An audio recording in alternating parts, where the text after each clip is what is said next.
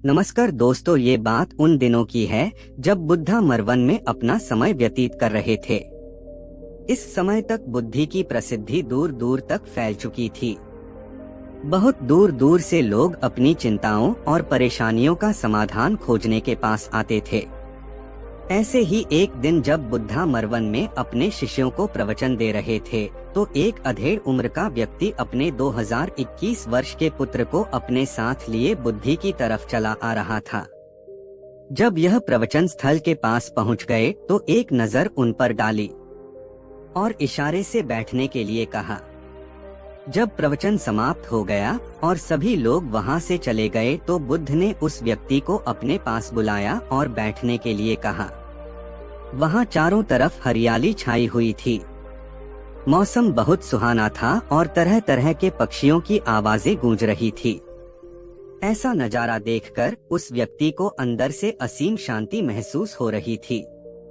इसके बाद बुद्ध ने उस व्यक्ति से आने का कारण पूछा तो इस पर व्यक्ति ने कहा, यह तथागत, मैं 2 दिन की लंबी यात्रा करके अपने पुत्र को आपसे मिलवाने लाया हूँ। ये मेरा इकलौता पुत्र है और ये हर समय थका थका रहता है। ऐसा लगता है जैसे इसके अंदर कोई जान ही नहीं है, कोई प्राणी नहीं है। इसका स्वभाव भी काफी चिड़चिड़ा हो गया है। अगर हम इससे कुछ भी कहते हैं तो यह हमारी छोटी छोटी बातों पर गुस्सा हो जाता है। इसके देखने की क्षमता भी उम्र से पहले ही कमजोर हो गई है और इसके बाल भी सफेद पड़ने लगे हैं। इतनी कम उम्र में इतनी बड़ी उम्र का लगना मुझे तो कुछ समझ नहीं आ रहा। किसके साथ हो?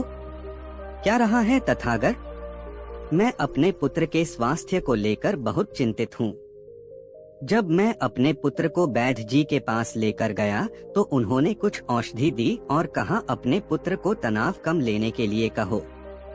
वो अपने दिमाग में बहुत अधिक तनाव लेता है, इसलिए उसकी ऐसी हालत हो गई है। लेकिन मुझे उनके बहुत समझाने के बाद भी तनाव का मतलब समझ नहीं आया। मुझे नहीं पता कि तनाव होता क्या है, यह किन कारणों से आता है और उसे कैसे अपने पुत्र के दिमाग से निकालूं, लेकिन मुझे सबसे पहले तो ये समझना है कि तनाव होता क्या है। इसीलिए तथागत मैं आपके पास आया हूँ, कृपया आप मेरी समस्या का समाधान कीजिए। यह सुन बुद्ध उसके पुत्र को बड़े ध्यान से देखते हैं, उसके चेहरे को देखते हैं, उसकी आंखों को देखते हैं और फिर उसके हाथों की नब्ज को भी देखते हैं। यह सारी विधि करने के पश्चात बुद्ध उस व्यक्ति से कहते हैं, तनाव लेना तो कोई नहीं चाहता, लेकिन फिर भी यह तनाव लोगों के दिमाग को दीमक की तरह पकड़ लेता है और व्यक्ति जान भी नहीं पाता कि वह तनाव में जी रहा है। लेकिन अगर व्यक्ति तनाव के कारणों को अच्छे से समझ लेता है और तनाव के बारे में कोई ऐसा पैमाना बना लेता है जिससे वह जान सके कि वह कितने तनाव में है, तो वह इस समस्या का समाधान भी खोज सकता है।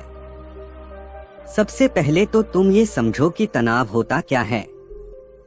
जब भी कोई व्यक्ति कोई काम कर रहा होता है लेकिन उसका मन कहीं दूर भटक रहा होता है, कल्पनाओं में होता है, तो उसके शरीर और मन के बीच एक दूरी पैदा हो जाती है।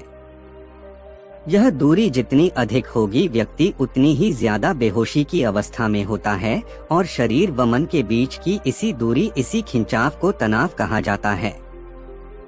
आखिर कोई पसंदीदा खेल खेलने के बाद व्यक्ति चुस्ती और प्रसन्नता से क्यों भर जाता है, जबकि उसने तो अपने शरीर को थकाया है। लेकिन समझने वाली बात यह है कि खेलते समय मन और शरीर एक साथ पूरी तरह से उस खेल में केंद्रित होते हैं, जिससे शरीर और मन के बीच दूरी पैदा नहीं होती और कोई तनाव पैदा नहीं होता। और अगर दिमाग में कोई तनाव था भी तो वो भी दूर हो जाता है।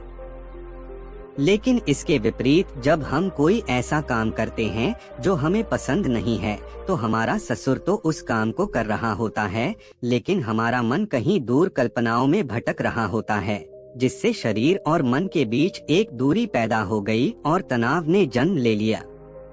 इसीलिए व्यक्ति को एक समय पर सिर्फ एक ही काम करना चाहिए और अपने तन और मन की सारी शक्ति उसी एक काम पर लगा देनी चाहिए, जिससे व्यक्ति के अंदर तनाव पैदा ही ना हो।